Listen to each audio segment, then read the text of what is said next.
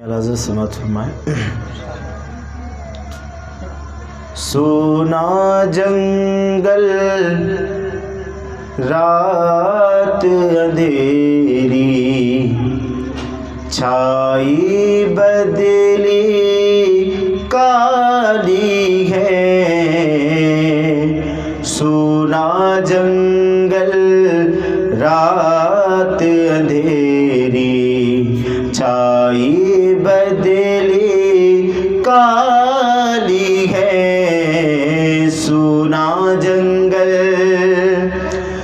سونا جنگل رات اندھیری، چھائی بدلی کالی ہے۔ سونے والوں جاگتے رہیو، سونے والوں جاگتے رہیو، چوروں کی رکھوالی ہے۔ سونے والوں جاگتے رہیو، چوروں کی رکھوالی ہے۔ سونا جنگل۔ اور شعر سماعت فرمائیں۔ آنکھ سے کاجل صاف چرا لیں، یا وہ چور بلا کے ہیں۔ آنکھ سے کاجل صاف چرا لیں، یا وہ چور بلا کے ہیں۔ آنکھ سے کاجل صاف چرا لیں، یا وہ چور بلا کے ہیں۔ آنکھ سے کاجل صاف چرا لیں، یا وہ چور بلا کے ہیں۔ تیری گٹھری تاکی ہے، اور تیری گٹھری تاکی ہے، اور تو نے ہی نیند نکالی ہے۔ مسافر تیری گٹھری تاکی ہے، اور تو نے نیند نکالی ہے۔ سونے والوں جاگتے رہیو، چوروں کی رکھوالی ہے۔ ہم کسی بھی کام کی طرف جب متوجہ ہوتے ہیں نا، جب برائی کی طرف ہمیں جو چیز کھینچتی ہے وہ ہمارا نفس ہوتا ہے۔ اچھائی کی طرف ہم کم جانا چاہتے ہیں، اور برائی جیسے دیکھیں گے فوراً ہمارا نفس ہمیں اتاولا، ہمیں اس پر جو ہے اس کے کرنے پر کیا اصرار کرے گا کہ اس کو کرو۔ تو اعلیٰ فرماتے ہیں اس کے چکر میں مت آنا۔ اگر اس کے چکر میں آؤ گے تو پھر اپنی زندگی برباد کر بیٹھو گے، تمہاری آخرت برباد ہو جائے گی۔ اب اس مفہوم کو سمجھیں اور شعر سماعت فرمائیں، مچل کے کہیں سبحان اللہ۔ سونا جنگل رات اندھیری، چھائے بدلی کالی ہے۔ یہ جو تجھ کو بلاتا ہے، چور ہے ماری ہی رکھے گا۔ یہ جو تجھ کو بلاتا ہے، یہ ٹھگ ہے ماری ہی رکھے گا۔ یہ جو تجھ کو بلاتا ہے، یہ ٹھگ ہے ماری ہی رکھے گا۔ ہائے مسافر، ہائے مسافر دم میں نانا، ہائے مسافر دم میں نانا، مت کیسی مت والی ہے۔ ہائے مسافر دم میں نانا، مت کیسی مت والی ہے۔ سونے والوں جاگتے رہیو چوروں کی رکھوالی ہے۔ ایمان ہمارے سونے کی طرح ہے اور ہماری غفلت کرنا یہ سونے کی طرح ہے، سمجھ رہے ہیں نا آپ؟ ایمان ہمارا مثل سونا ہے، سونا جس طرح سونا اہم ہوا کرتا ہے اسے ہم چھپا کے رکھتے ہیں، اس کی قدر و قیمت کرتے ہیں، اسی طریقے سے ہمارا ایمان ہے۔ اور ہماری غفلت کرنا ایمان سے، وَغَفْلَةٌ لِّلْمُسْلِمِ مِنْهُ خَطَأٌ كَبِيرٌ وَظُلْمٌ عَظِيمٌ، اس اسلام سے غفلت کرنا بہت بڑا ظلم ہے اور بہت بڑا گناہ ہے۔ اور پھر یہ دنیا، اس کی خواہشات، ان سب سے بچنے کے لیے اعلیٰ حضرت فرماتے ہیں، کہتے ہیں سونا پاس ہے سونا بن ہے، سونا زہر ہے اٹھ پیارے، سونا پاس ہے سونا بن ہے، سونا زہر ہے اٹھ پیارے، او پیارے سونا پاس ہے سونا بن ہے، سونا زہر ہے اٹھ پیارے، سونا پاس ہے سونا بن ہے، سونا زہر ہے اٹھ پیارے، تو کہتا ہے نیند ہے میٹھی، تو کہتا ہے نیند ہے میٹھی، تیری مت ہی نرالی ہے، تو کہتا ہے نیند ہے میٹھی، تیری مت ہی نرالی ہے، سونے والوں جاگتے رہیو چوروں کی رکھوالی ہے۔ علماء دین کا پیغام پہنچاتے ہیں، آئیے نماز کی طرف، ہاں آئیں گے انشاءاللہ، ٹائم ملے گا تو آئیں گے، ضرور پڑھیں گے۔ اور میں نے تو یہ سنا ہے، اور امام صاحب فرما رہے تھے، بتا رہے تھے کہ کچھ لوگ تو ایسے ہوتے ہیں کہ ہم سے آ کے ملاقات کرتے ہیں اور کہتے ہیں حضرت آج کام پہ نہیں گئے تھے، سوچا نماز ہی پڑھ لیں، آج کام پہ ہی نہیں گئے تھے تو سوچا نا، مطلب نماز کو فری سمجھ لیا ہے کہ یہ فری کا کام ہے۔ نہیں معلوم اللہ نے دن میں 5 وقت آپ پر نماز فرض رکھی ہے، ایک بھی وقت آپ چھوڑیں گے تو قیامت میں محاسبہ ہوگا، آپ سے حساب لیا جائے گا۔ یہ فری کی چیز نہیں کہ جب ٹائم ملا تب پڑھ لیا، یہ آپ پر لازم ہے، ضروری ہے، ہر مسلمان مرد اور عورت پر دن میں 5 مرتبہ نماز پڑھنا فرض ہے۔ تو مجھے بڑا افسوس ہوا، میں نے کہا حضرت ایسی بات ہے؟ بولے ہاں، اکثر لوگ ایسی، نوجوان طبقہ تو ضرور کہ آج چھٹی تھی تو سوچے نماز ہی پڑھ لیں، مطلب جب کام ہوگا تو نماز نہیں پڑھنا ہے۔ تو کوشش کریں کہ نماز ہر وقت پڑھیں، نماز پڑھنے کی عادت ڈالیں، سمجھے؟ کیونکہ روز محشر کے جاگ اداس بوبد، اولی پرشش نماز بوبد، محشر کا دن جانوں کو پگھلانے والا ہوگا، اور اس میں سب سے پہلا کوسچن جو ہوگا وہ نماز کا ہی ہوگا۔ یہ نہیں پوچھا جائے گا کہ جو ہے محرم شریف میں کتنے بڑی کھچڑے کی ڈیگ پکائی تھی آپ نے، یہ نہیں پوچھا جائے گا کہ کتنے ڈھول بجائے تھے یا کتنا بڑا تعزیہ بنایا تھا تم نے، بلکہ اس سے حساب لیا جائے گا کہ یہ کیوں کیا تم نے جو شریعت میں ناجائز تھا۔ پہلے یہ نہیں پوچھا جائے گا تم سے کہ ہاں بہت بہتر کام ہے، یہ نہیں پوچھا جائے گا کہ 11ویں شریف میں کتنی ڈیگیں چڑھائیں تم نے، کتنے لوگوں کو کھانا کھلایا، یہ نہیں پوچھا جائے گا کہ بارات میں کتنے لے کے گئے یا ولیمے میں کتنوں کو دعوتیں دیں، بلکہ سب سے پہلا اگر سوال ہوگا تو یہ ہوگا کہ نمازیں کتنی پڑھی۔ یہ نہیں پوچھا جائے گا کہ کہاں کہاں کیسے کیسے ٹھیکیداری کی تو نے، سب سے پہلا سوال کہ نماز کتنی پڑھی۔ تو اس لیے دین کی طرف راغب آئیں، اور دین کی طرف بلایا جاتا ہے تو پھر کیا کہتے ہیں لوگ، یا تو کاہلی کے ساتھ جواب دیتے یا پھر کبھی کبھی پہنچ جاتے ہیں، مطلب اس طریقے سے کیفیت ہوتی ہے سستی کاہلی کی ہمارے اندر۔ اعلیٰ حضرت وہی کیفیت پیش کر رہے ہیں، آنکھیں ملنا جھنجھلا پڑنا، کبھی دعوت دی تو کھسیا جاتے ہیں لوگ۔ ہم نے درس قرآن کی جب شروعات کی تھی تو ہم نے لوگوں کو دعوت دی تو بعض لوگوں نے ہم سے یہ تک کہا کہ تمہیں ہمارے کام سے مطلب کیا ہے، ہم جو چاہیں کریں. بار بار جب فون کرتے تھے کہ آئیے تشریف لائیے، پر کیا ہے مطلب آپ کو بتائیے، آئیں گے تو آ جائیں گے. لیکن ہم نے پھر بھی اللہ کے کرم سے انشاءاللہ دعوت دینا جاری رکھی ہے، اور انشاءاللہ آخری دم تک جاری رکھیں گے اس کی.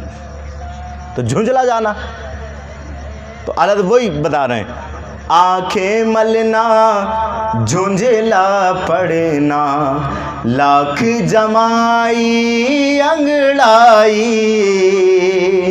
آنکھیں ملنا جھنجھلا پڑنا، لاکھ جمائی انگڑائی. آنکھیں ملنا جھنجھلا پڑنا، لاکھ جمائی انگڑائی. آنکھیں ملنا جھنجھلا پڑنا، لاکھ جمائی انگڑائی.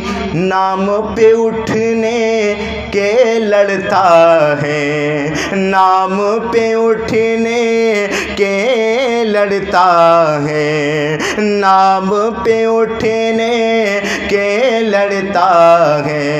ارے اٹھنا بھی کوئی گالی ہے، نام پہ اٹھنے کو لڑتا ہے، اٹھنا بھی کوئی گالی ہے. بادل گرجے بجلی کڑے کے، دھک سے کلیجہ ہو جائے. بادل گرجے بجلی تڑے پہ، دھک سے کلیجہ ہو جائے. بادل گرجے بجلی کڑے کے، دھک سے کلیجہ ہو جائے. بن میں گھٹا کی صورت دیکھو، بن میں گھٹا کی صورت دیکھو، کیسی کالی کالی ہے. بن میں گھٹا کی صورت دیکھو، کیسی کالی کالی ہے. اور قبر کا تصور کریں، اب اکیلے ہوں گے آپ، 6x3 کی قبر میں پڑے ہوں گے. ساتھی ساتھی کہہ کے پکاروں، ساتھی ہو تو جواب آئے.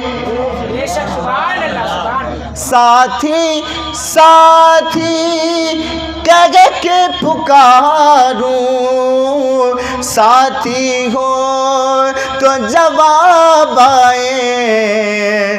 پھر جھنجھلا کے سر دے پٹکوں، پھر جھنجھلا کے سر دے پٹکوں. چل رے مولا والی ہے، پھر جھنجھلا کے سر دے پٹکوں. چل رے مولا والی ہے.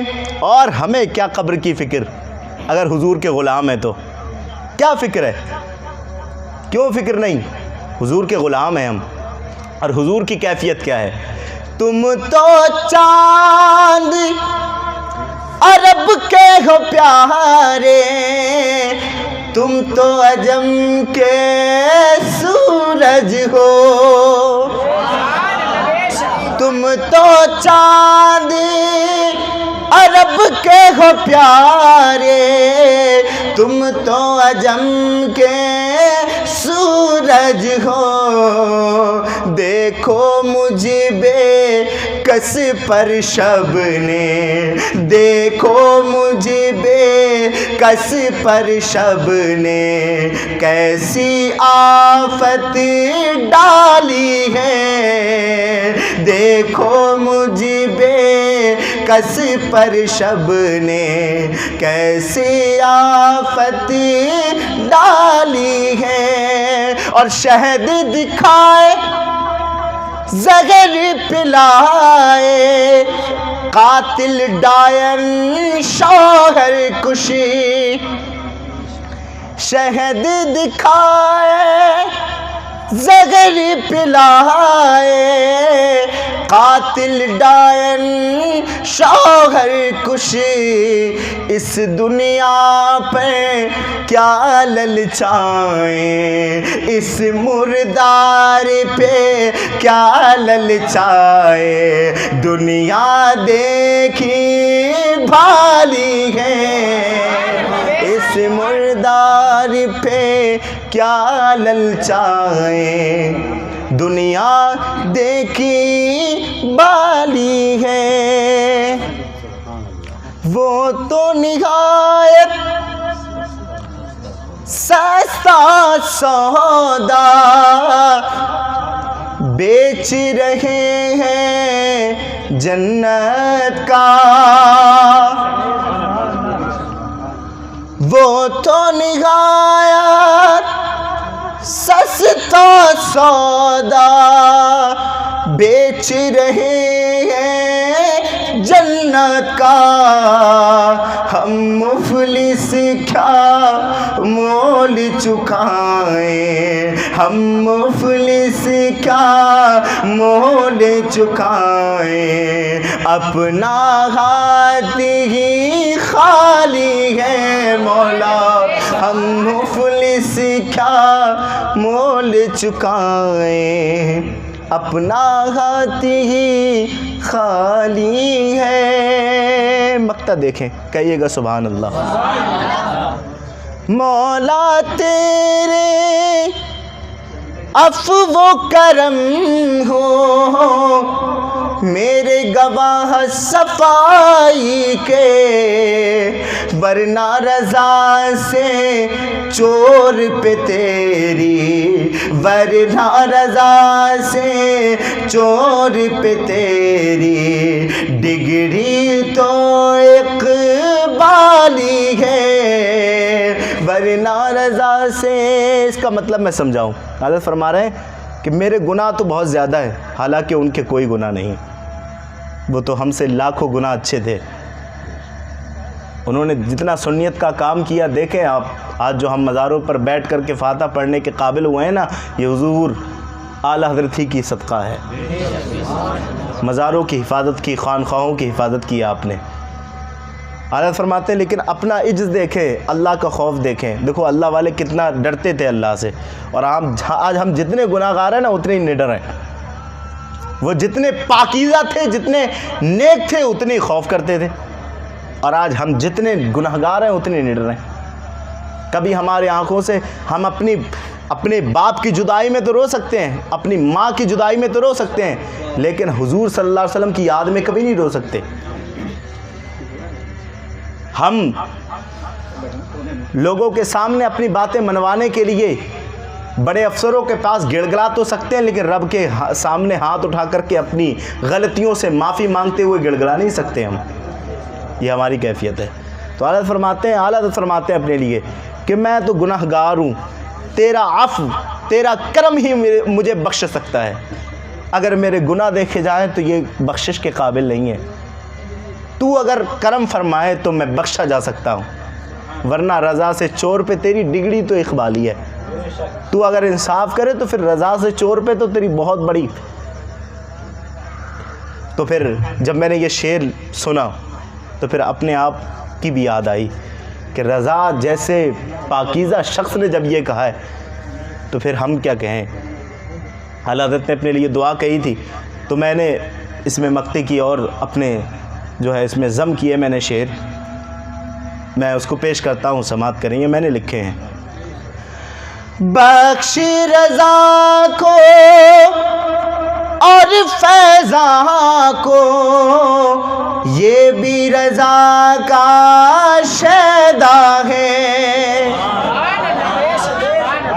بخش رضا کو اور فیضاں کو، یہ بھی رضا کا شیدا ہے، صدقے میں پیارے آقا کے، صدقے میں پیارے آقا کے، جن کی شان نرالی ہے، صدقے میں پیارے آقا کے، جن کی شان نرالی ہے۔ اب اعلیٰ حضرت جیسی ہستی اور ان کے شعروں پہ شعر لکھنا، اور کہاں میں اور کہاں اعلیٰ حضرت کا کلام۔